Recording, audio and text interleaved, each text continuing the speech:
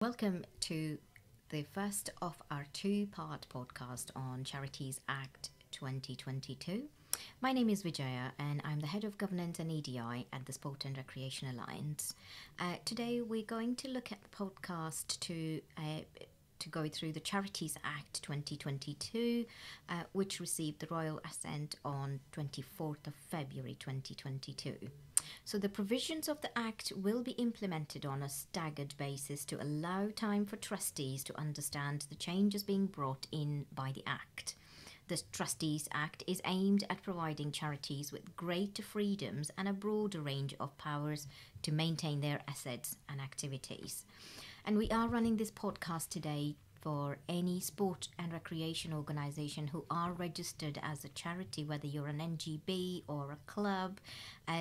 The provisions within the Act that are being implemented will affect you in some form or shape.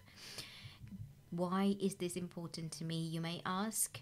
As the Act comes into effect, it changes the legal liabilities you have as trustees and the way you connect with the Charities Commission going forward.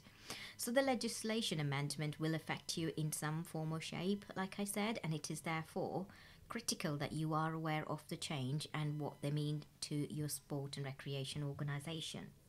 Well, I'm not the expert at this, so I have had the pleasure of introducing you to Fiona and Sean, who come from Gateley to help me curate the content for this podcast. Let me introduce you to Fiona and Sean. I'm Sean Williams, a partner at Gateley Legal and Head of Private Wealth and Charities. And with me today is Fiona Debney. Fiona? Hello, I'm Fiona and I am a legal director in the team and heading up the charities offering that we have within the firm.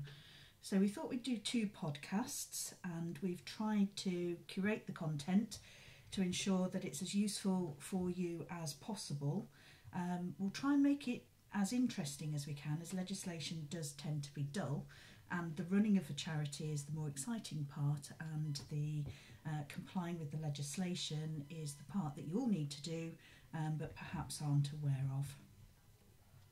So the Charities Act 2022 is seeking to implement most of the recommendations made in the 2017 Law Commission report, the aim being to reduce unnecessary bureaucracy for charities in England and Wales.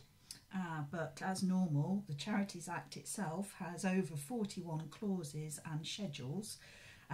We're not going to cover all of them. Today we're going to focus on amending your governing documents and what you can and can't do as charity trustees. The following podcast we're going to look at the doctrine of cypre, which is basically giving your assets to another charity that matches your purposes when you want to close down, or receiving money from a charity that's closing down, and various fundraising schemes, mergers and incorporations, and how they may affect you if you either want to grow bigger or if you can't continue as you are. So Fiona, currently if sport organisations wish to alter their constitution and the documents, the Charity Commission's consent is required if you add or remove or alter the objects. Is that correct? That's right. If you remember when you all set up your clubs and registered them with the Charity Commission, you had to put forward a constitution document which said how you were going to govern yourselves.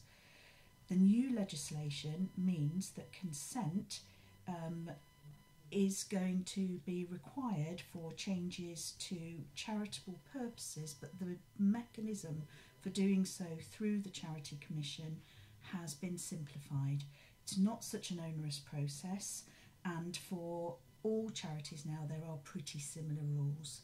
It used to be the case that you had to think about what sort of charity were you, how were you formed, and then how did the rules apply to you.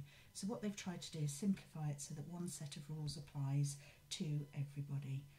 If you do require permission, the Charity Commission are going to look at what your charitable purposes were when you started. what you were setting up to do, what you decided you wanted to try and achieve. And they will look and see what your changes are and say, is there sufficient similarity going forwards? Are the charitable purposes that you're proposing suitable and effective in light of current social and economic circumstances? The Charity Commission recognises that things change and you may have to change with it, but they just want to make sure that you do it properly.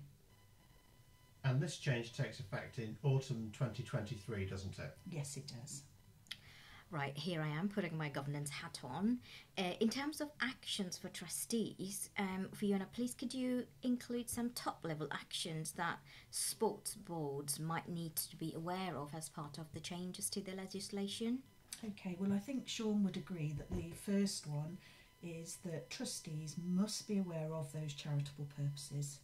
We both walk into charity meetings and we pick on a trustee basically and say, what is your charitable purpose? And the number of times you get someone that tells you what they think it is rather than what it actually is quite astonishing. So we would both recommend that your trustees know what the purposes of the charity are as you have submitted to the Charity Commission. It's very easy when you set off as a charity to become successful, and you grow and you grow and you're doing well and you're achieving things, but it's a bit like mission creep. What you're doing may not quite reflect what you said you would do. So it's very important that you must always take yourself back to the beginning and say, is what we are doing in line with what we said we would actually do? And your governance documents have to match that. Also with that, because times change, you need to make sure that you have appropriate policies in place. Obvious ones would be conflicts of interest. So if a trustee is also involved in a business and the business provides goods and services to the charity, and we'll talk about that in a moment, but also things such as safeguarding if you're dealing with vulnerable adults or minors, whether you have expenses policies, whether you have a volunteer policy. All of those things need to be documented, and the primary purpose, I think Sean you would agree, is to protect the trustees. Absolutely. And I would also emphasise that it's important to appreciate that the law changes, and so policies and procedures that might have been in place for some time do need to be reviewed from time to time, particularly to take into account changes which have happened. And some of the provisions of the Charities Act 2022 came into effect last year. Some will take effect in the spring of this year and others in the autumn of this year. So it's essential to check before making any decisions whether current rules or the new legislation is relevant. So if you're an unincorporated charity presently, then the new Act will bring in wider powers to amend provisions in your governing document, and this can be done by a trustee resolution. So the trustees have to meet. That can be an electronic meeting now, so by video rather than physically present. But the trustees have to be satisfied that the amendment is expedient in the interests of the charity and does not stop the charity from being a charity. So it still has to fit your charitable purposes. There are rules that require the meeting to be held with at least 75% of the vote in favour. Again, until this comes in, because this is in autumn, check what your own constitution says. How many votes do you need to have? How many people do you need to be there? And then you will be secure within your actual governing document. Doesn't this mean that the charity trustees must always act with the best interests of their charity at heart, that those interests override any others, and that if those interests conflict with any interest the trustees have, the trustees must declare this? Interesting, Sean, because I've always understood that if there is a potential conflict of interest between the trustees and the charity, this has to be declared, and the trustee should not take place in any conversations in relation to that topic. Fiona, is that correct? That's right. Best practice is to have a standing agenda. So on your standing agenda at the front of that, have a list of what your objects are. then have conflict of interest. Does anyone know of anything that's going to put them in a difficult position with any of the items in the agenda that is for that meeting? They can then declare what that conflict is likely to be, and the trustees can take a vote, and they can say, yes, it is potentially a conflict, so you must excuse yourself from that part of the conversation, or they can say, actually, thank you for telling us, but we don't think it's a conflict. And as long as you all agree and that decision is minuted, that is fine. And again, that gives the trustees the protection that they need. And there should always be a register of conflicts that have been declared by the trustees. Sean, how often, or what does the best practice say about keeping the register of conflict, and how often it should be renewed? Well, the register of conflicts should be looked at least once a year, and it goes without saying that trustee minutes should be kept and approved. Trustee minutes are the best evidence that the trustees believed they were acting in the correct manner in the event that the Charity Commission decided that the trustees had in fact acted improperly. If the trustees can show that they took everything into account and they honestly believe that they were taking the right decision, the Charity Commission is less likely to take any action if it reviews that decision and disagrees with the trustees. Prior consent of the Charity Commission is needed if there is a change in the charitable purposes. A change to what happens to the assets, if the charity is going to cease, or if a trustee or person connected to a trustee seeks a benefit. So it's important to be aware of that. Yes, Fiona, we've seen some cases in the news in the recent past, haven't we? So is there a possibility that trustees can benefit from their position? Well, there are some changes to this which are part of the new legislation, and we'll consider those in a moment. But the general principle has been that trustees should not benefit by their position. The Charity Commission website allows you to see instances where the Commission have reviewed a charity because they were not satisfied with the behaviour of the trustees. The Charity Commission have a number of powers, but they always try to exercise those powers to help the trustees get back online if they've struggled, to bring in additional help if they need it, or to take decisions where the charity just haven't been able to make that decision. The Charity Commission are there to support charities. Their overriding objective, though, is to maintain public confidence in the charity system, so that the public, if making donations, are happy that a charity is going to use anything that is donated correctly. It's an expensive task to actually intervene in a charity because you've got to put other people in. Someone independent is put in charge. So they will always try and work with the trustees first of all, but the main priority is to protect the charity and its assets, protect the public confidence in the charity, and allow the public to continue to donate. Interesting. Thank you, Fiona. Sean, I have a very quick question. I understand that a trustee cannot be paid for providing services to the charity. Is that correct? Well, the Charities Act at Section 30 has amended the previous statutory power for the charity or its trustees to pay a charity trustee or anyone connected to them for providing services to the charity out of its funds. This has been extended now to providing goods or services, or goods and services, bit of a mouthful there. There is no longer a requirement that it simply is only supplying goods in connection with services. Now that all sounds a bit gobbledygook, but basically it's extended what you are able to look at and allow. So an example would be that a charity could now pay a charity trustee if their business is decorating and they were decorating the charity's premises. They could also now pay them for supplying the paint to decorate the premises, or both, so supplying the paint and actually carrying out the decoration. The legislation has been written so that there is a default statutory power, which is a very complicated way of simply saying that if your governing document says that you are able to rely on the legislation, then you can make those payments. You don't have to have a special resolution or anything else. This actually came in under the Act on the 31st of October 2022. Brilliant. So the provision has already come in.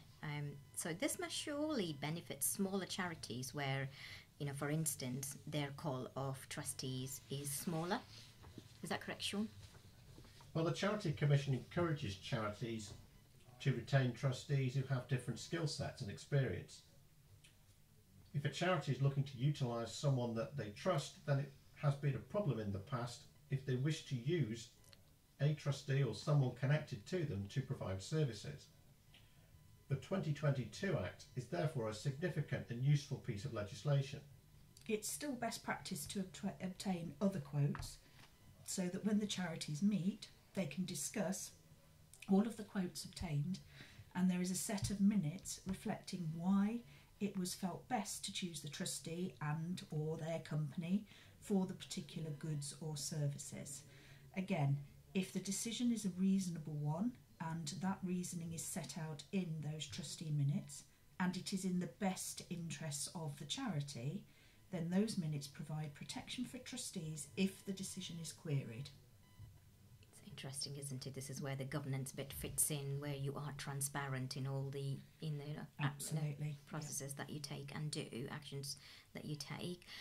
Well, does the new legislation go any forward in terms of remuneration for the trustees, Fiona? Okay, so a new section has been inserted into the Charities Act, and that gives the Commission, the Charity Commission, power to order a charity to remunerate a charity trustee for work carried out for or on behalf of the charity, or to authorise the trustee to keep a benefit that they've already received. So if it's queried but the Charity Commission think it's okay, they can say that they can retain the money.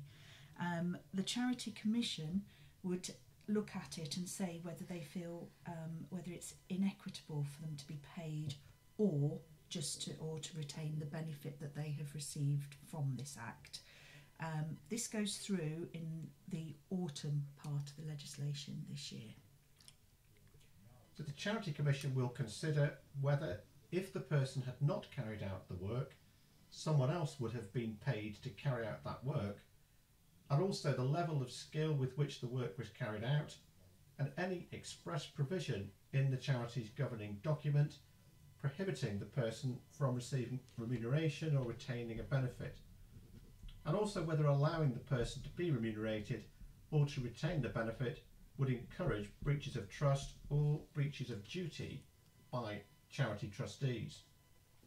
You can see, for instance, here that if you had someone who had a son or a daughter that was at university and you were going to use them to paint the charity's premises during their summer holidays, is that a benefit because you are actually providing a child of a trustee with remunerated work? Have they done it to a good standard? Would a painter and decorator have done it more quickly because they had the skills to do so? And would they have used better materials, etc.? So it's all of those things that you do need to consider. But if the trustees consider it properly, you don't have to go to the court to authorise those payments or benefits. The case that's always quoted here isn't a particularly interesting one, but it's the Duke of Norfolk Settlement Trust, and more property was added to the trust that they held, and the trustees had to do more and more work to deal with all of the properties. They had to go to the court to be remunerated to deal with the portfolio that they had. Under the new position, you wouldn't necessarily have to go to the court. Trustees can make that decision, but you do need to document it. Brilliant. So doing the right thing in the right way is the heart of it all. So what is the current position on this, Sean? So the current position is that the current trustees and anyone connected to them cannot receive any payment or other material benefit from the charity they are responsible for managing and administering unless authorised to do so?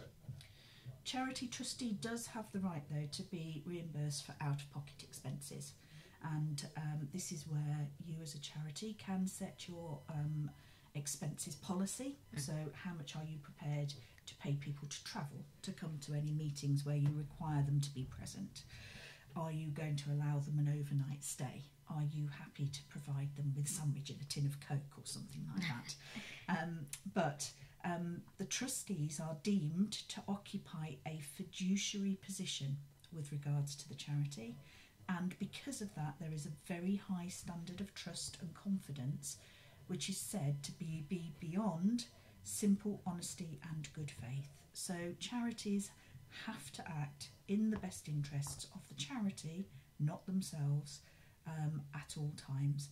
And then there is no allegation that the trustee was purely in it for him or herself.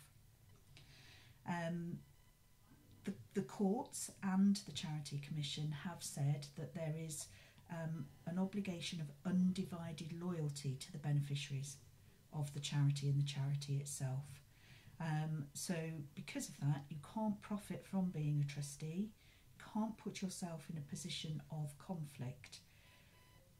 Being in a position of profit and being in a position of conflict aren't necessarily the same things, but quite frequently they are connected. Fiona, very quick question from me. It's interesting that you spoke about the expense policy here.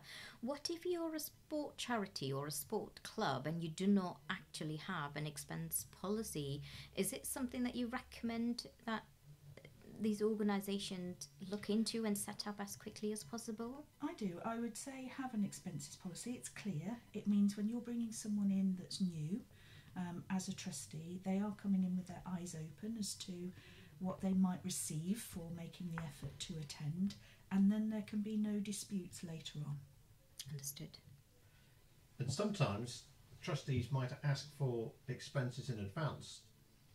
A charity can make expense payments in advance as long as any sum not spent is returned to the charity. The payment of a charity trustee's legitimate expenses is not treated as the receipt of a benefit that must be authorised. If you have any doubts, then it is best practice to set a policy as to what expenses will be reimbursed, and for the trustees to be given a copy of that policy either on joining or as part of regular trustee training. Okay, so just so we are clear, some examples of expenses would be to travel and substance costs incurred while they carry out charity business. Is this, or any other communications cost, is that correct? Absolutely right. In the day of the day when we didn't used to have mobile phones, then you could present your telephone bill and show how many calls you had made on behalf of the charity and be reimbursed. Most of us have unlimited calls now on our mobiles, so it's hard to justify that. Postage has been much affected by the use of emails. However, the world is still mobile and we do travel around, so your travel expenses, most people will go by the AA or the RAC miles that they recommend, which takes into account wear and tear on your private vehicle as well as your petrol expenses. It's just important that you decide as a charity what you are prepared to pay for, and quite frankly what you think people should be doing on their own account. And charity expenses do not include compensation for loss of earnings whilst acting as a charity trustee, or small payments for acting as a charity trustee. These would both be categorised as benefits and would have to be authorised. The Charity Commission website is very useful, and there are suggested policies on there which you can use in their entirety, or you can amend them to suit your particular purposes. So I would say that would be the starting point for anyone that's thinking about this. Brilliant, thank you, Fiona. Am I right in thinking that if a person is connected to a charity trustee, the same rules would apply? Is that correct, Sean? That's right. And broadly, a connected person includes a charity trustee's immediate family, relatives, business partners, and any other business or organisation in which the trustee or any person connected to them has an interest through ownership or control. What this means is that unless authorised, no member of the charity trustee's family should be an employee of the charity, which is quite an interesting one when it's a small charity, but it's okay if it's authorised.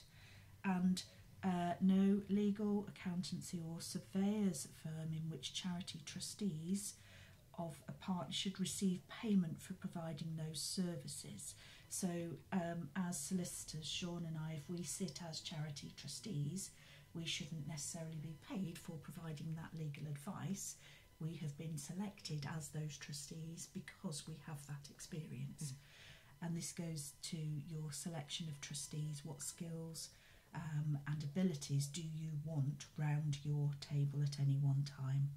So the Charity Commission recommends that you record all payments and other benefits in your accounts, and you are entirely open about them. And the charity's governing document can contain express authority authorising payments. Now, these clauses have to be drafted very carefully, as they are strictly construed by the court, and they have to be consistent with the requirement to fulfil the charitable objectives of the charity, and so personal benefits should be incidental to carrying out the exclusively charitable purposes of the charity.